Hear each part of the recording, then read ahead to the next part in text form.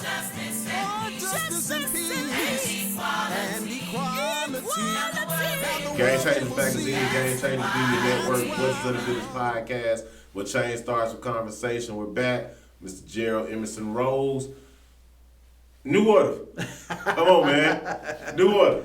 Man, why was the organization named New Order? Why we knew it, we in order. Okay. You know, and I try to say that we are an organization that's going to stay in order. Okay. You stay in order, you stay focused, you right. stay dependable, you stay determined. Okay. You know, and again, this work ain't for everybody. Correct. You know, and I just thank God that I put him first. I'm very humble. Right. You know, I'm not arrogant. Right. You know, because he could easily take all this away from me. Absolutely. You know, because this is a volunteer organization right now. Okay. So we're going after some grants. Okay. But everybody's there when called upon. I mean, it's just unreal that God turned it all the way around. Because at first, man, I almost gave up.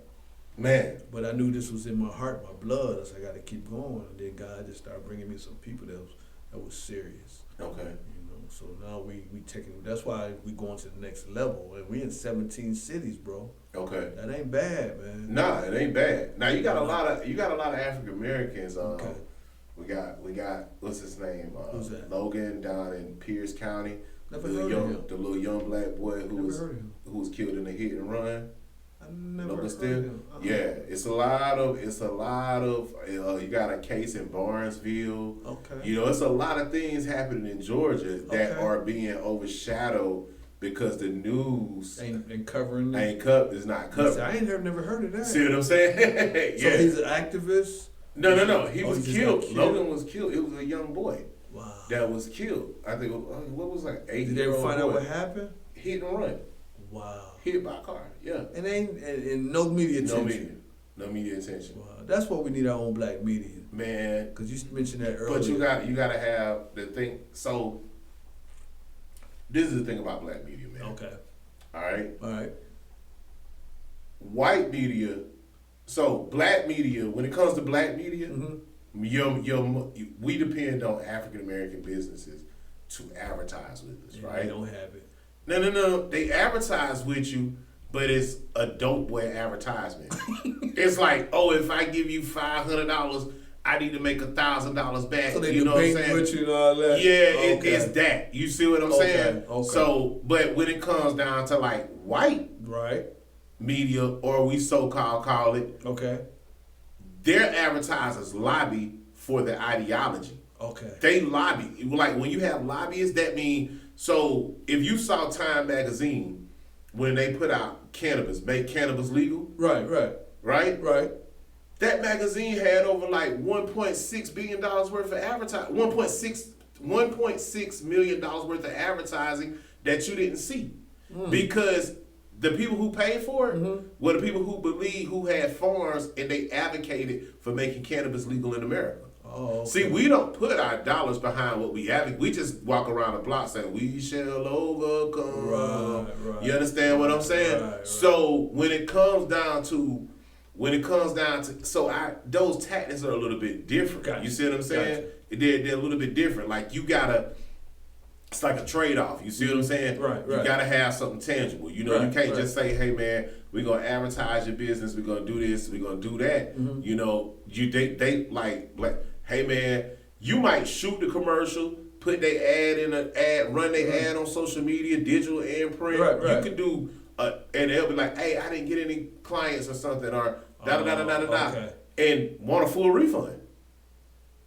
But they don't go to the AJC, they don't go to none of these other white organizations or white media companies. They just be like, oh, well, we'll run it again. You know what I'm saying? Right, true. Yeah, you see what I'm saying? Right. So that's the difference, and I think that's where Roland Martin even said it.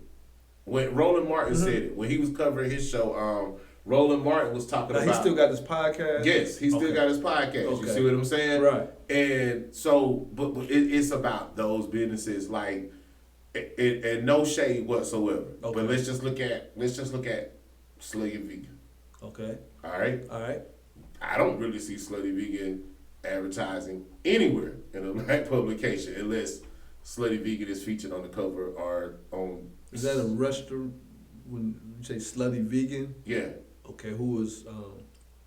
So slutty vegan, you don't know what slutty vegan is? Nah, don't laugh at me now. What All right, is slutty vegan was just start like it's Pinky.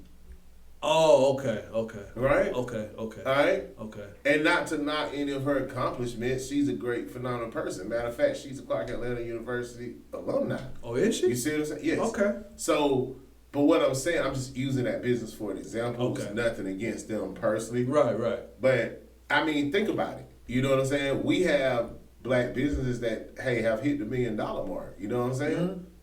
We got some very successful black Very businesses. successful. Yeah. You see what I'm saying? Like this city got a lot of black people doing good here in Atlanta. Absolutely. But if we all put our money together, man, it could, but. Hey, the Mandingo spirit, though. True. The Mandingo spirit. Right. You see what I'm saying? Right. It's, when you condition a certain way, when Mm-hmm. the Mandingo spirit is powerful, man. Right. You know? Right.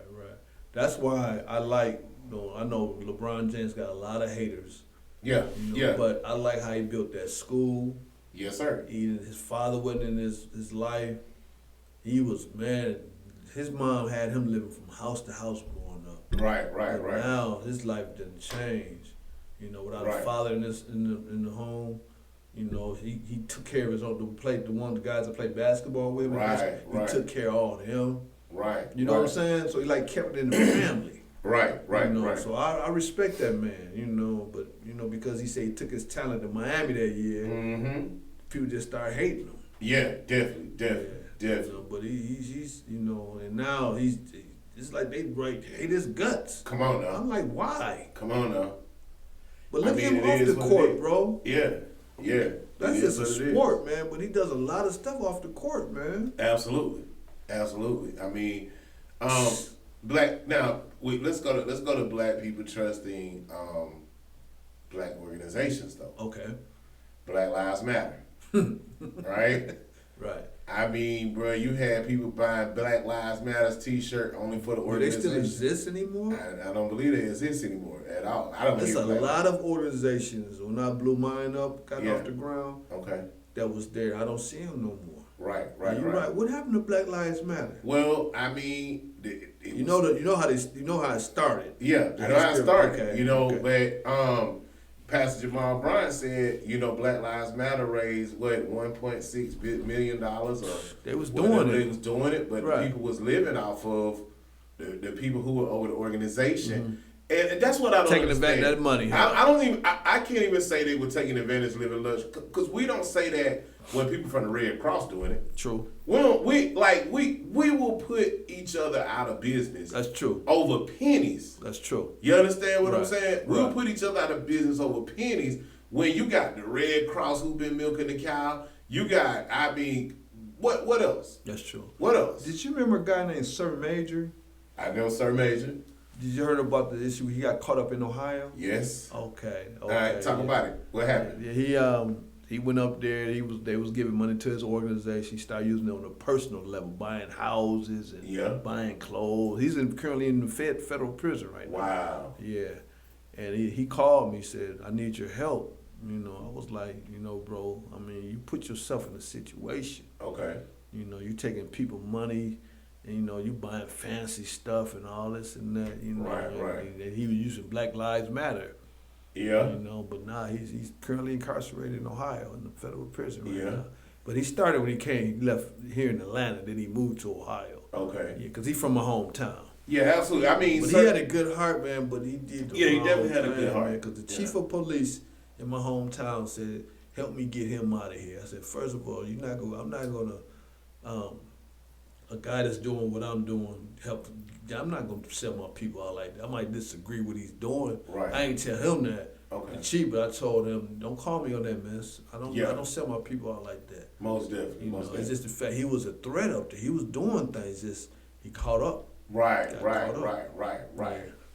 Man, anything else you would like to share with our audience? I just want to get some information. Okay, go ahead. If you want to contact New Order, please call us at 1-800-346-5138, or you can visit our website at www.nonhro.com, or you give us a call. You can email us at 1992order@yahoo.com. All right, man. We want to thank you for taking the time and sharing your story, man. I really enjoyed myself, man. And man, we look forward to some of the cases. Okay. We're constantly seeing you on the news. We're constantly seeing you, out there fighting boots on the ground for the people, man. We want to thank you for coming in. Thank you for having me. All right. You guys, thank you for tuning in. Game Changers Magazine, Game Changers Media Network, Voices of the Village Podcast, where change starts a conversation. Thank you for tuning in. Justice and peace and equality. Now the world they will see. That's why.